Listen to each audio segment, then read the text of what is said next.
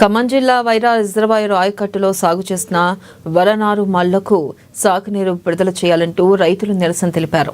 ఇక irrigation office ముందు నిరసన తెలిపిన అనంతరం డిఈ శ్రీనివాస్ కు రైతు సంఘం నాయకులు వినతి పత్రాన్ని అందించారు.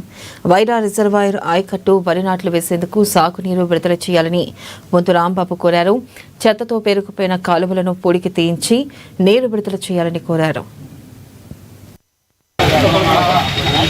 సుమారు 16 అడుగులు నీరు చేరింది 18.3 అడుగులకి.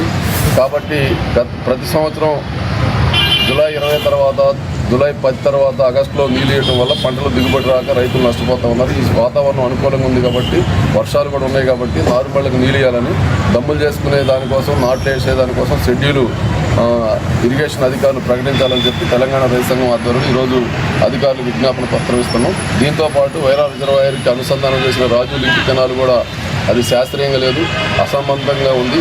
14 కిలోమీటర్ల దూరం నీటి వెనక్కి ప్రవాహం వచ్చి వైరా రిజర్వాయర్కి వచ్చే అవకాశం లేదు. కాబట్టి ఏన్కూరు మండలం తోటకలంగనపేట దగ్గర ఉన్నటువంటి జిల్లెలోకి మీద ఎస్కేప్ ఛానల్ కనుక నాగార్జున సాగర్ ఎడమ కాలం ఏర్పాటు చేస్తే ఆ నీళ్లు డైరెక్ట్గా వర్షకాలంలో కూడా, కరువు కాలంలో కూడా గోదావరి జలాలు వైరా రిజర్వాయర్కి వచ్చే అవకాశం ఉంది. కాబట్టి ఆ ఎస్కేప్ ఛానల్ కూడా ఎర్రబోడి తండా దగ్గర ఉంది, ఎన్ఎస్పీకి ఉపయోగపడుతుంది.